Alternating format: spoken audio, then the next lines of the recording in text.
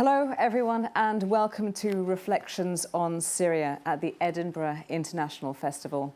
With thanks to the British Council and to Shubak, the UK's largest festival of contemporary Arab culture, for bringing together musician and composer Maya Youssef, theatre director Rafat Alzakout, and film director and curator Yasmin Fedda, and me, journalist and broadcaster Bidisha, to discuss creative responses to the war in Syria. We are 6 years on from the revolutions against dictator Bashar al-Assad, whose rulership followed on directly from that of his father, Hafez. In response to the popular demonstrations, Bashar al-Assad responded by wreaking devastation on his own people, including the targeting of schools and hospitals and the use of chemical weapons. In some areas, as everyone knows, ISIS have gained a foothold, exploiting the power vacuum to put into place a terrifying and oppressive regime of their own. 2 million are dead and many millions of people have been displaced, mainly to Lebanon, Turkey and Jordan, with a relatively tiny minority going further afield. The world's media, even its political players, were at first fiercely interested in the conflict, but as ever in the media and in political life, the conversation moved on. Our question today is a deeper one. How are Syrian artists responding? The most immediate artistic forms of reflection had initially prioritized reportage, documentary, ad hoc and emergency styles of imagery and language. But there's a wealth of work that engages at a level that is deeper and richer, more long-standing, poignant, but also very beautiful, and which is highly sophisticated in its development, its narrative, and its creation. This is what we're celebrating today, and I have to tell you, the event is being filmed for a short package on BBC Online. I will be interviewing theatre director Rafat Alzakout. Then I'll introduce Yasmin Fedda, who's chosen a wonderful selection of contemporary Syrian short films. Then I'll introduce the qanun player Maya Youssef, who will play a set of her haunting and beautiful compositions. Finally, we'll all come together for a short panel discussion to tie together everything we've seen and heard. Then we'll have a few minutes to hear from you. Brief questions and comments are very welcome indeed. And at 4:30 p.m, we have to say goodbye. Without further ado, let me introduce Rafat Alzakout, the creator of the Top Goon online series of puppet plays, which were part of the satirical, rebellious and oppositional underground artist movement in the early days of the revolution. He also staged an arts festival in his hometown in the middle of the conflict, a process he captured in his film Home. Now based in Germany, he's directing young Syrian author Mudar al-Hagi's play Your Love is Fire. The Arabic version of the play is acted by a company of Syrian exiled performers and is on here at Edinburgh nearly every morning at 11:30 in the main hall at Summer Hall. Your Love is Fire tells the story of a group of friends in Damascus torn between staying and resisting, between silence and denunciation, flight and exile, love of homeland and self-preservation, between politics and romance. The central characters begin questioning their author, challenging him to take a stand in a situation where there are no easy answers. So as Rafat and Christine join me on stage, I think we have a very short trailer from the play, which we would love to show you now.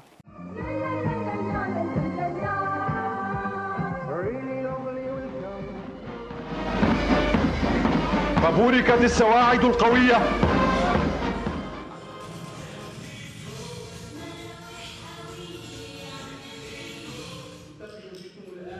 حاج رند، عن جد حاج، يعني رح تخليني الغي كل قصة ألمانيا. لك ليه؟ من شاني؟ ليش لا تموتي معي؟ موت؟ مع بعض منغير شي ما منموت. ما في شي رح يتغير إلا بالهرب، لو بيطلع بإيدي لكنت هربت. بدي إياك تطلع فورا. روح عالتخت ولك، روح عالتخت. لك يسعد ربك أنا يسعده. خلص هي إمكانياتي، هي قدرتي، ما لازم حمل حالي فوق طاقتي. هلا يمكن التغيير اللي صار فجأة بحياتي له علاقة إني لقيت حالي فجأة ببيروت. صار عمري 33 سنة. فيك تقولي 33 سنة عم ابني اشياء راح كل شيء، ما ضل شيء. صار لازم ارجع ابدا من اول وجديد، ما في وقت، ما في امكانيات. تفرج بوشي، تفرج بعيني، تفرج بعيني.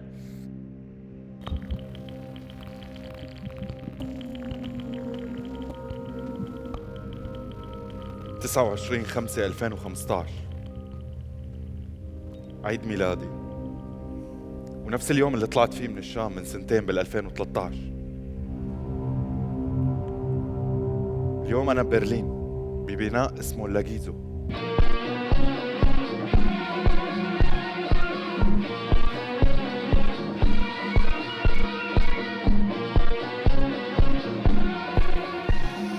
Thank you very much. It gives me enormous pleasure to welcome Rafat Alzakout and Christine Lutish, who's the company manager and a long-time theatre and film producer. Let's talk. We have very, very little time, so let's get straight on to talking about Your Love is Fire.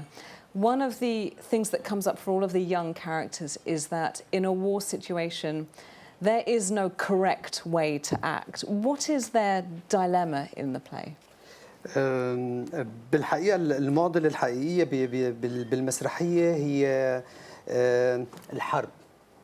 لا يمكن الخروج بحل إذا كان الوضع هو مقاوم للحياة، والحرب هي مقاومة، هي شيء ضد الحياة. هي الديلما الحقيقية.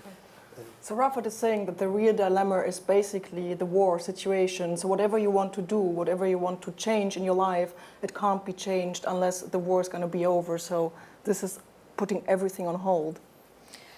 What about the use of actors in this current production who are also themselves in exile? So you have this double layering of what the characters are going through and then what the actors are going through. How does that feel for the actors themselves to be processing these experiences? هي كانت من أصعب التجارب. هلأ كنا عم نحكي كتير كان صعب علينا إنه أنت تكون بالإكزايل بالمنفى وعم تشتغل شيء عن هذا، عم تشتغل حالك بشكل أو بآخر. بعتقد هاي التجربة من أحد أكثر التجارب اللي كانت كتير في شيء بدك تقاومي إنه تضلك ما تحبطي مع إنه هي بلاك كوميدي. It has really been a difficult process because all of us, we have been recently coming into exile in Europe, and to play something that you're basically living was kind of an act of resistance also, not to give in and to just get depressed and give up on everything, but to say every morning you go back and you're going to play that again, and you're going to in some way or another resist basically a defeat. The most obvious conflict within the play, but also within this broader issue, is do I leave or do I stay? I wonder if you could say something actually about the subtler conflicts that people have within this situation, not the newspaper-style headlines. The kinds of things, for example, that the characters are going through. So this is also a play about love and romance and friendship and fighting with your friends about what the right answer is. بالحقيقة هي هذا سؤال كتير كبير بسوريا هلا، سؤال كتير صعب إنه نضل ولا نروح. المشكلة بالحقيقة إنه في عنف شديد بسوريا لدرجة إنه صار البقاء هو يعني يا بدك تكوني بالسجن يا بدك تكوني عم تعرضي حياتك للخطر. لذلك كثير من العالم قرروا يروحوا، والصمت العالمي حول ما يحدث من جرائم بسوريا كمان خلى العالم كثير تصير بهالمعضلة بهالسؤال هذا الكبير. He's always forgetting me, you know. Just have to impose myself. Yeah. It's a really difficult question. It's a big question that most Syrians are facing today, is whether to stay or to leave. And given the outrageous violence that is happening in the country, basically we are having two options. It's to stay in Syria and then most of the time face the threat of being thrown into prison, or to leave. So it's kind of a non-option, and this is something that you live on every day. Yes. My final question before we then have to say goodbye to you, but we are going to bring you back on right at the end for a further conversation, is that in both Home and in your Top Goon series, one of the things that you're subtly saying is that through satire, through arts and culture, through theatre, you are resisting in itself, that it is important to have a theatre festival even when you're in a war zone, even when you're in the middle of conflict. What is it about the arts and about creativity that constitutes this form of resistance? بالحقيقة الثورة بسوريا ببدايات 2011 فعلا أعطتني درس شخصي لإلي إنه يمكن الضحكة أقوى من الدمعة مثل ما بيقولوا. والبلاك كوميدي صارت سلاح من المظاهرات بالشارع، وبعدين انتقلت لنا كنحن كفنانين. بظن بكل هذا جو العنف الكبير I will finish immediately. بكل جو العنف هذا الكبير بظن المقاومة بالضحكة هي أقوى بكتير. For me personally, this is something that I learned in the early days on in 2011 when the protests started, was when I took part in the revolution, to understand that basically the laughter is much stronger, and it's really a stronger tool and instrument than anything else, stronger than just trying to weep and consider yourself as a victim. So for me to use black comedy was kind of, from the early days, a clear weapon of saying, no, we want to resist this, and we want to say that we are here, and we are here as human beings. On that note, we're going to say thank you very much and move on, but we will have you back for the panel discussion. Okay. So thank you very much, Rafat Alzakout and Christine Lutish. Thank you. Thank you. You can stay. No, actually, you can stay. I'm sorry about that. I'm not kicking you out. I'm just silencing you, but not actually kicking you out. Gradually, it's not like a Beckett play where 5 empty chairs stand on the stage. We will gradually fill them up. Let me now introduce you to Yasmin Fedda, whose selection of short films presents an inspiring variety from poignant animation to thoughtful documentary to gritty yet humorous action, all of which touch upon universal themes of loss of identity, of life stories curtailed, derailed or delayed by external events, of actions prompted through necessity, not desire, universal challenges which are now specifically brought to the fore by the situation in Syria. Despite these challenges, perhaps even prompted by them, directors and artists have responded with creativity, originality, fine attention and subtlety, producing works which are both urgent for now and timeless. Yasmin is too modest to tell you that she herself is an internationally acclaimed filmmaker and holds a PhD from Edinburgh University as well. Amongst her many films are A Tale of Two Syrias, a poetic and character-led piece inspired by a visit to a remote monastery, and The Wonderful Queens of Syria, which I urge you to watch. It follows a group of female Syrian refugees as they rehearse and perform the classical play Trojan Women, voicing characters written thousands of years ago as they lament the violence, depravity and futility of war. So to introduce her selection, please welcome Yasmin Fedda.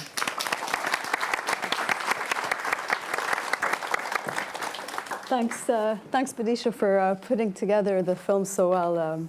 But I just wanted to share with you some films that I think will hopefully give you just another look about the way people are making art and producing films in this time in Syria. The very first film I'm showing you is, I actually came across on a website called The Creative Memory of the Syrian Revolution, which is a really interesting website that gathers together lots of artistic expression that's been coming out of Syria since the revolution, war and conflict, began in 2011. So we'll first watch it and then I'll say a few words about it. So this is The Border.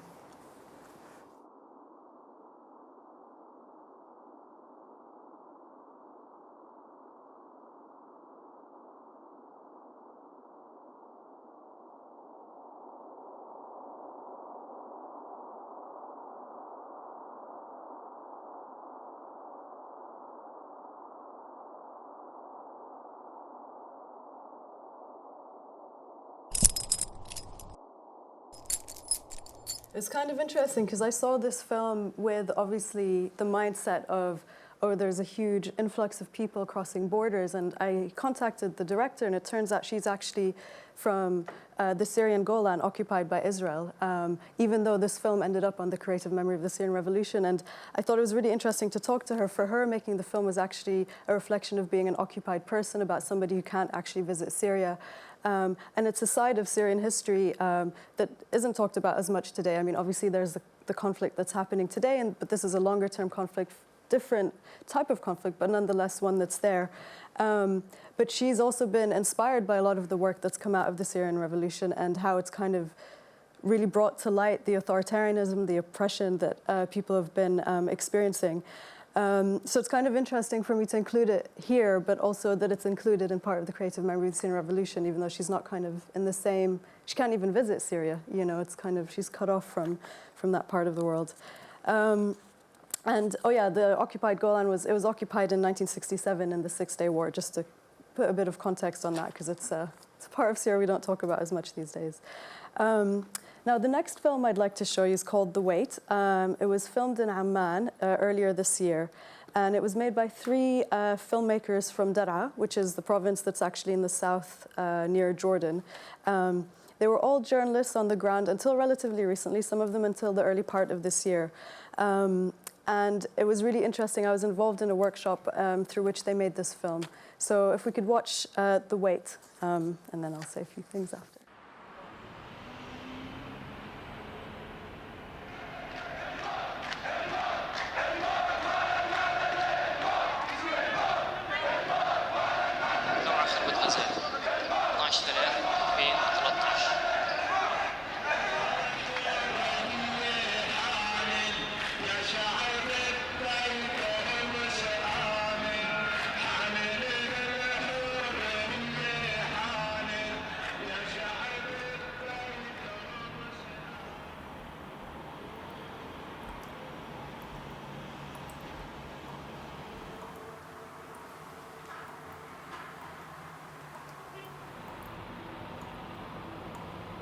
تحس إنه الناس تنظر لك بنظرة شفقة، يعني لدرجة كنت أحط راسي بالأرض ما أخلي حد نهائياً إنه يطلع علي.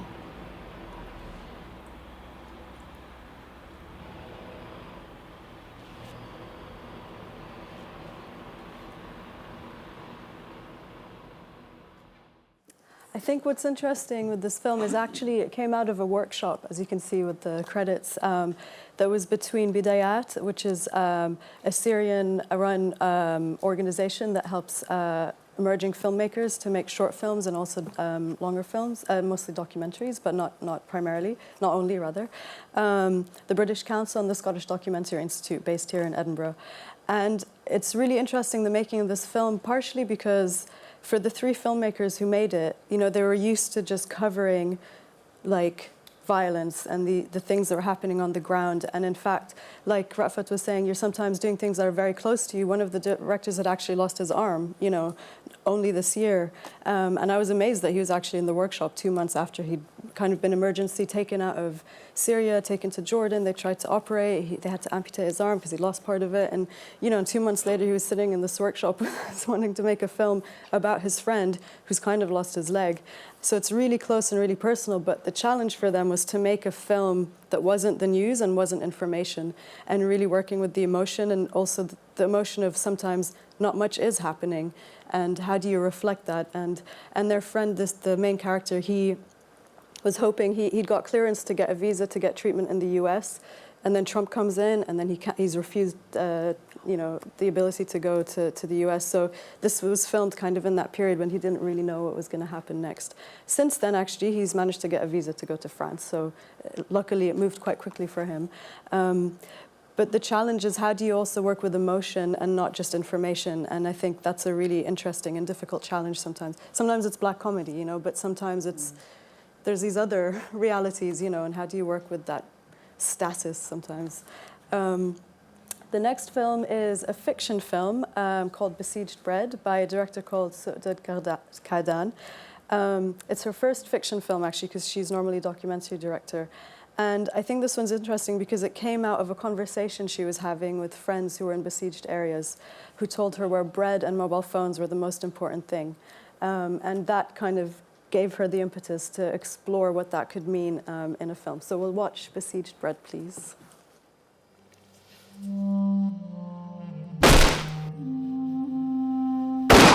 قتلت رفيقي اليوم.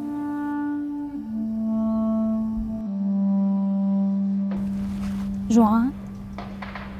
شهيد شهيد!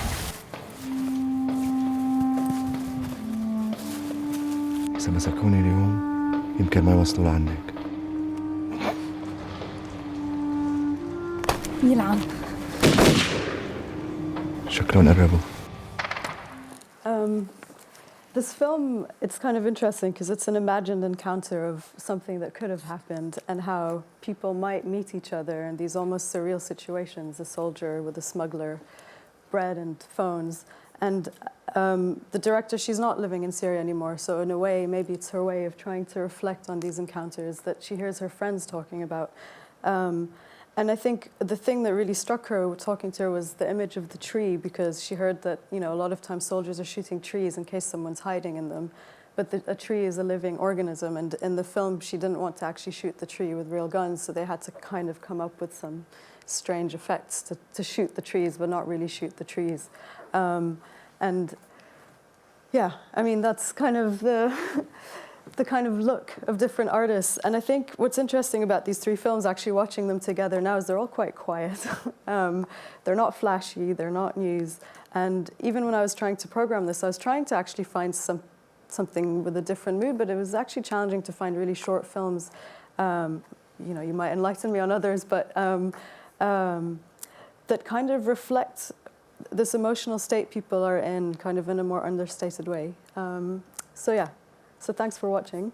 Yeah. Thank you for those. We're going to discuss, in fact, all of the issues that you bring up and that the films allude to. But I've been dying to introduce the audience to our final guest for the afternoon. Next up, we have musician and composer Maya Youssef, and her instrument, which you see there right at the end, is the qanun. Having heard it first in a taxi as a little girl, she asked what the beautiful sound was, only to be told that girls don't play the qanun. Well, this one did, breaking barriers, becoming a pioneer, and going on to rise to prominence through Syria's youth orchestras. As a virtuoso performer, she gained international success and a move to London to study and work further. However, it was the outbreak of war which turned her from an interpretive artist into a composer and a creator. Her album Syrian Dreams is a personal, evocative and strikingly beautiful work, which is not only a response to political events, but also a reclamation and a celebration of a rich culture, a glorious artistic heritage, and a beautiful instrument. We'll talk to her in greater detail afterwards, but first, let me welcome the wonderful music of Maya Youssef.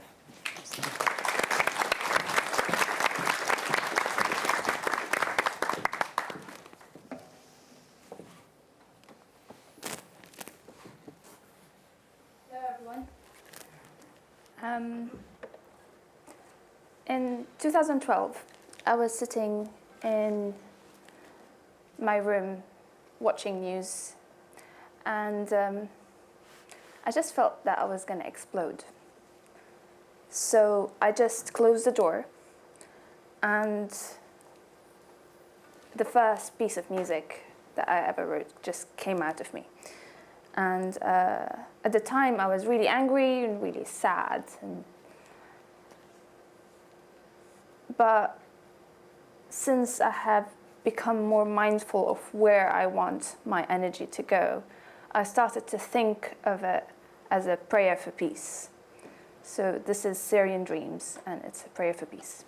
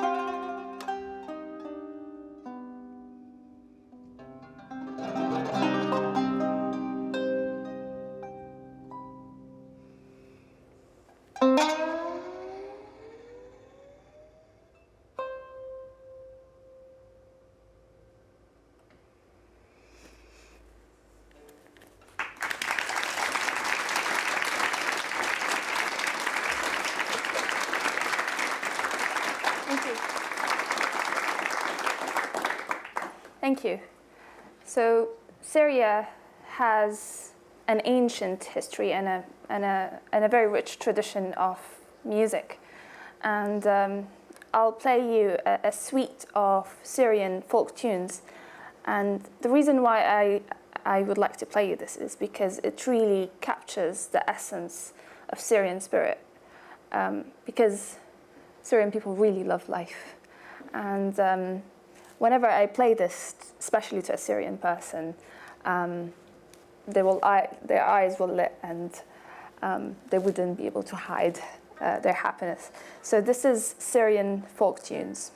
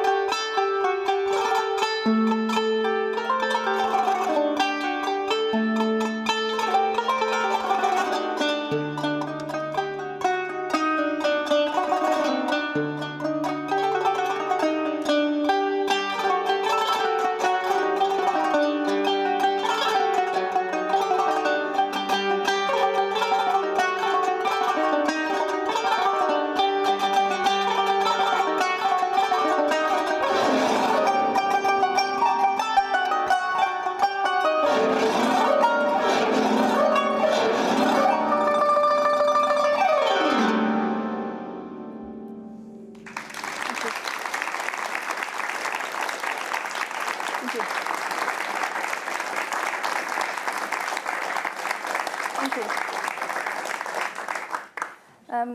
The next piece of music I wrote after I had a dream. And so I was going through a difficult period of my own life, and at the same time, Syria was being bombed. So I felt I was being bombed from all directions.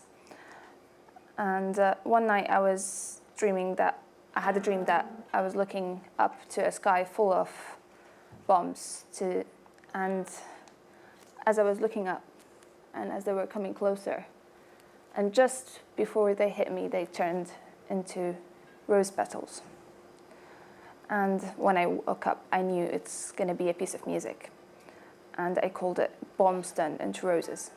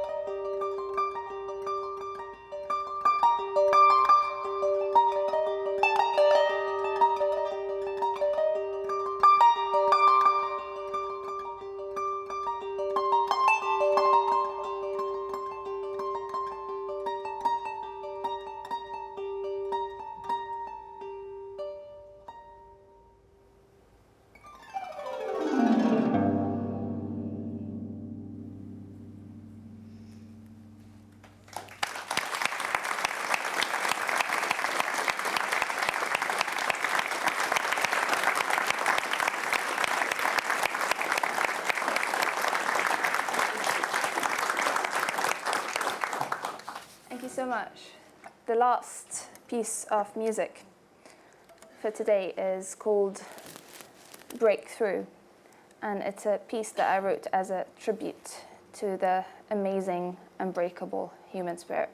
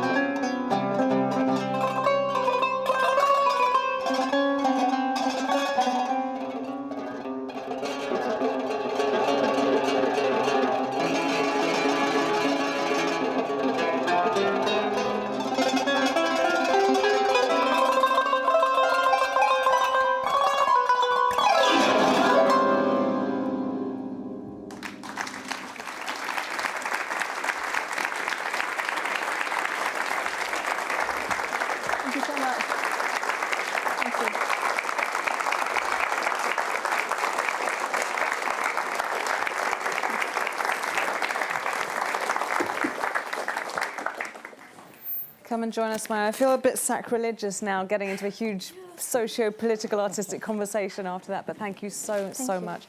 Let me bring it right back to Rafat because you've been silent the longest. But this is a question really for everyone. It's something you've all touched upon. And Christine, I'd also love to hear what you think about this as yourself and not just the interlocutor. It's the question of when does reaction and reportage turn into artistic contemplation, and how does that process happen? After we've got through the immediate reactions to social and political events, when then do we get to something that we can call artistic output? بالحقيقة من اليوم الأول كان في فن عم يطلع بالثورة بالشارع بالحياة الفنية بالعام وكذا. كان أخف طبعا بس بلش يزيد يوم بعد يوم. بس المشكلة الاستئثار الكبير والرغبة الكبيرة من الميديا مثل دائما بتهتم بالأكشن أكثر، وكان هذا اللي عم يطلع بالعام. بس هو من اليوم الأول بالحقيقة، من اليوم الأول للثورات العربية كلياتها اللي صارت. So from Rafat's point, am I on? Yeah? You are. Okay, good. From Rafa's point of view, from the very first day, there was a very strong artistic expression that happened, and it was when people went to the streets, they have been very creative in investing slogans and trying to find new forms. So it's not something that wasn't there, but unfortunately it was covered by very different media coverage that was looking at the action that was happening, so basically the shooting and the war scenes, rather than listening to the people's voices. And as yourself? I think everything we've seen today is part of that. It's really a personal expression. I think this is one of the most important things. I'm a bit sad when every time there's this expectations from Syrians to be representatives of these Syrians and having to explain the Syrian case. And I think rather there should be really an individual person, a meeting where, as we could see in the films or with their music, there's a very direct subjective exchange of emotions, of impressions, of a touch, you know, that you cannot get through a media report or an information-based piece. And I think this is what arts is all about. And I think we should just really provide that space and not always try to keep people into a corner of having to explain things. Just to cut in before we get to Yasmin, something that you both were talking about when we were discussing this earlier is how you somehow have to get filmmakers out of the mindset of, I am reporting something and we are going to talk about bombing, therefore I show bombing, into I am creating something which is more elusive and more subtle. Yasmin. Yeah, it's interesting. I mean, I think going on from that, there's a lot of artistic expression, and artistic expression isn't expressed in one way, and I think we also need to be open to those differences. But with film particularly, I think there is that need to document and to see what's actually happening, to save it for the future and to understand what's happening today. And that need, I think, is alongside this personal need. I think it's not instead of or but together. And I think, you know, I don't know if you call it art or what you call it, but sometimes you do just have to document something just to say that something happened. I mean, I was talking to someone who's actually studying this type of film that you see on YouTube, for example, of people who record events after they've happened. You don't know who's filmed it. You don't always necessarily know exactly what happened, but it's the trace of something that happened. It's not even a film per se. It's just a shot. I wouldn't call it art, but it's using a visual medium to say something happened, someone was killed here, this house was destroyed, and just the very fact of doing that is a way to ensure that somebody knows this happened, because it can so easily vanish. And I think, you know, in the visual arts, it's really important to recognize that's the power of it, you know, both by providing that personal connection, but also just to, you know, document something in a way that's almost emotional when it's a trace. It's not even the bomb, it's what happens after. Do you think that's a universal emotional need? You know, it goes beyond Syria, it goes beyond one. Sure, event. yeah. I mean, like, I think it's a really deep human question. Like, should your life and death just vanish? Or should somebody at least recognize that they were here? You know, and in Syria, unfortunately, sometimes people are vanishing. Their body disappears. We don't even know what happened to them sometimes.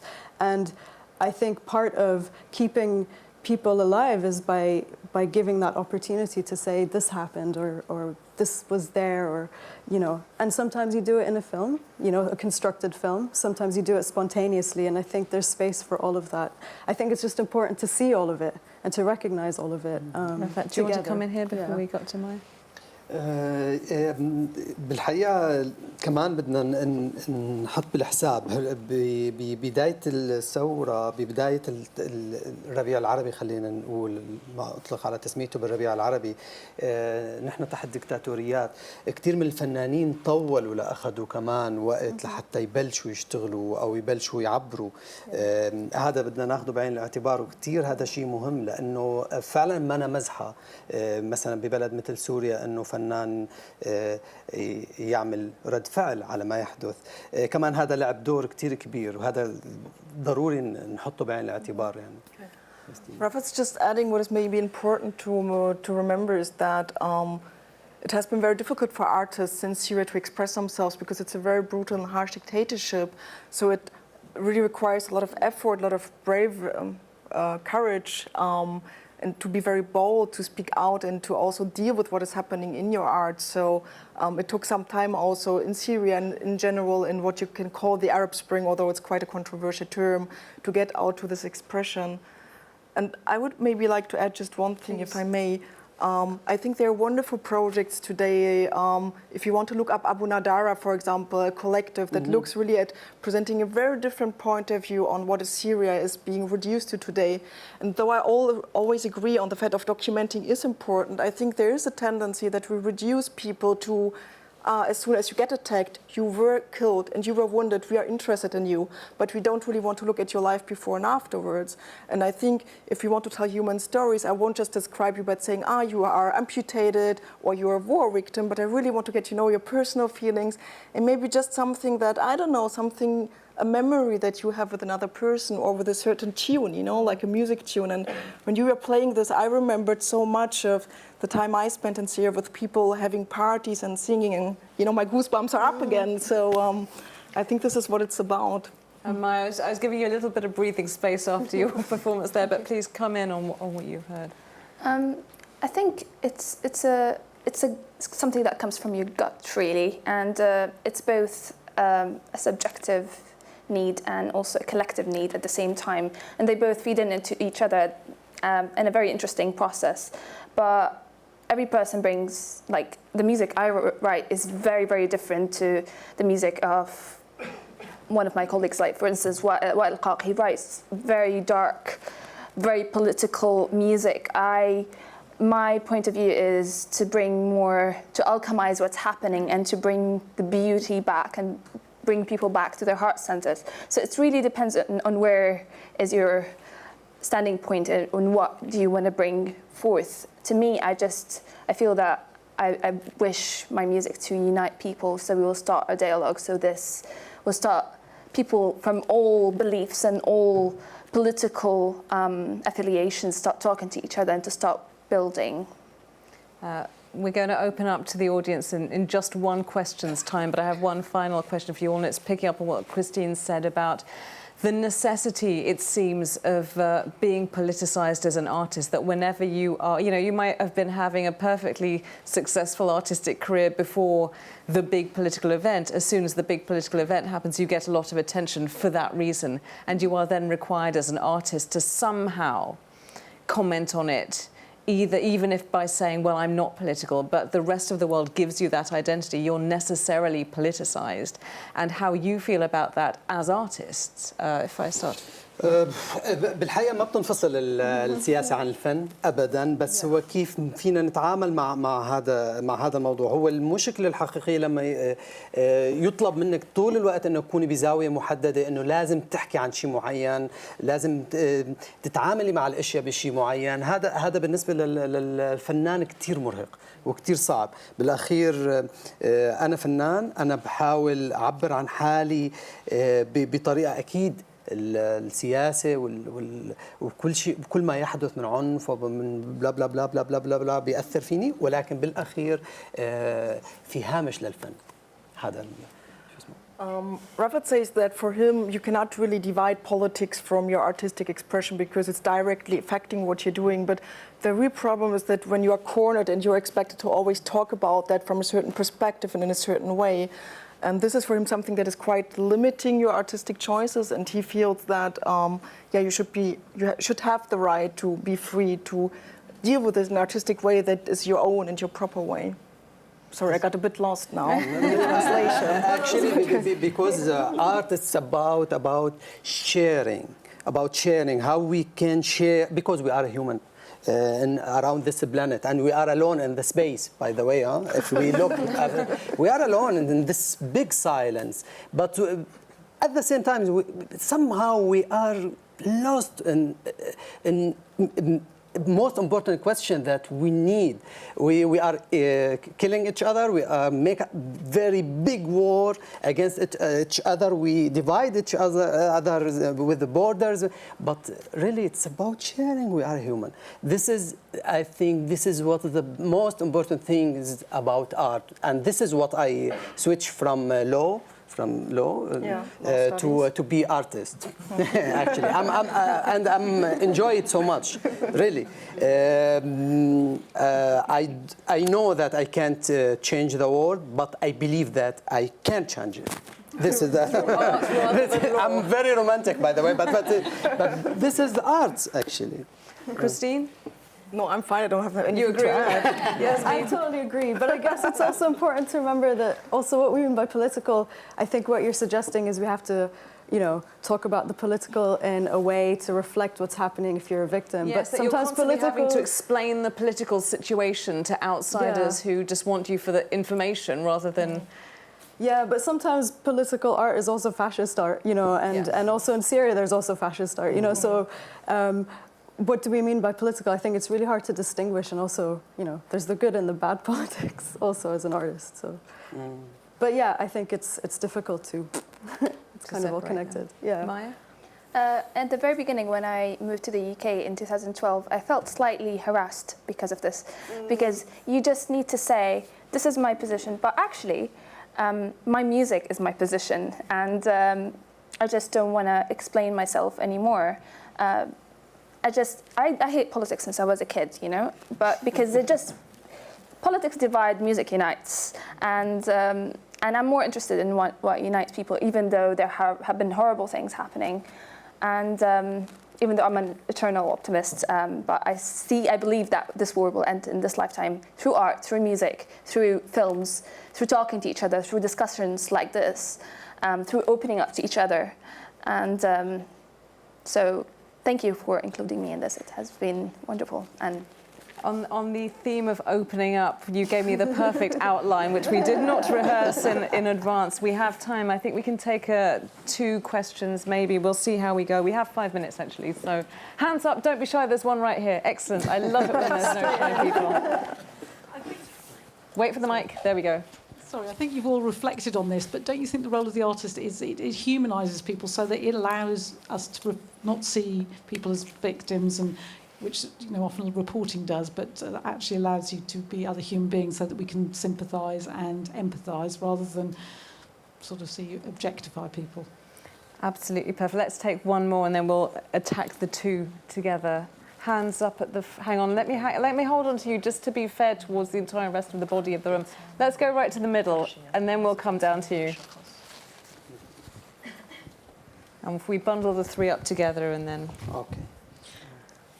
I've lived in the Middle East, North Africa for 20 years, and there are some countries that are not talking about the issues of Syria, that will not invite Syrian artists into their country to perform. Those are those people that are living in those countries. There are some who believe, there are some who you need to speak to, that artists need to engage with. They are the new audiences. We are the converted.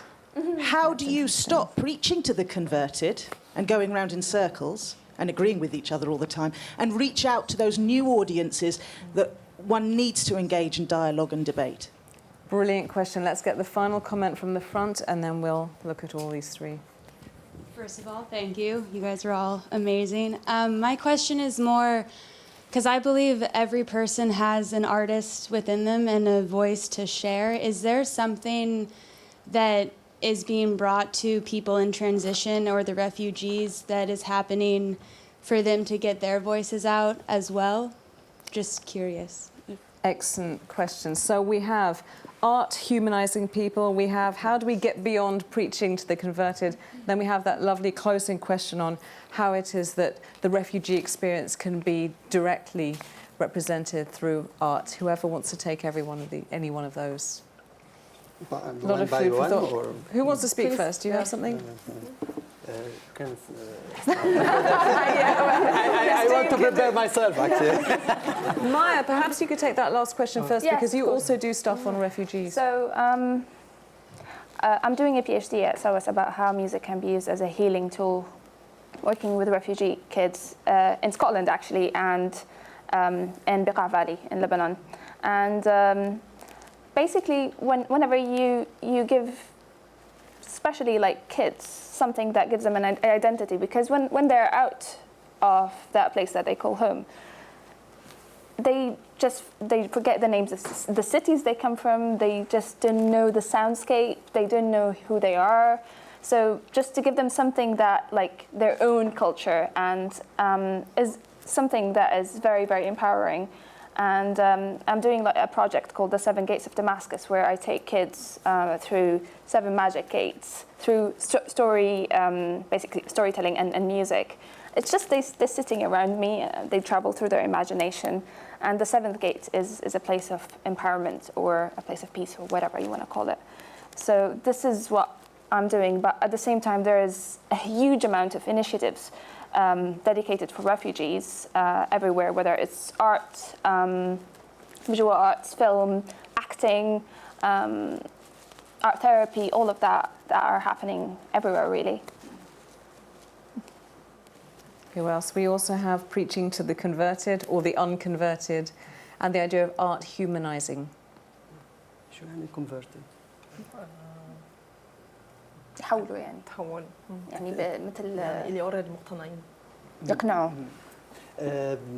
اوكي. بعتقد الفن من ايام من بدايه البشريه الى الان. في عندك شكسبير بعد الحرب العالميه الثانيه، كل كتاب المسرح كانوا عم يحكوا عن نفس الفكره والمثير للاهتمام، كيف يمكن يثيروا اهتمامنا، لانه في شيء خطير عم يصير، وهو مثل دائره طول الوقت العنف الإنساني، وهذا اللي حكت عنه هانا أردنت for example. Okay, let me just fill you in so you can also know what the for example was standing for. So Rafat said, I mean, this whole question that you deal with arts, which is basically the question of violence and where violence stems from, do you say that in English? Sorry, I'm German, by the way, you might have heard that.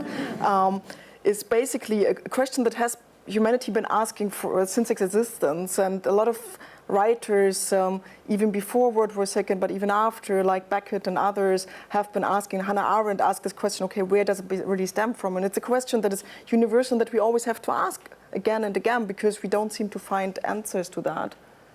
Yeah, and actually, I think, I strongly believe that arts, it's the most important thing to talk about this and to make people more aware that there's something dangerous about to happen if we continue like this.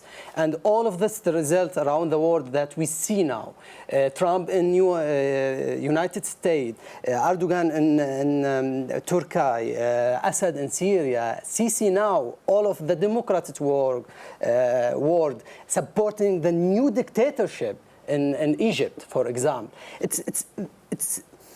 It's very, very, what we can say, useless system in this world. And this is the results. And art is something so strong to tell us we have to change the system. I know I'm talking about a very huge process, but really, like Heiner Müller said, if we want to make something, we have to make a revolution in this planet, to change something.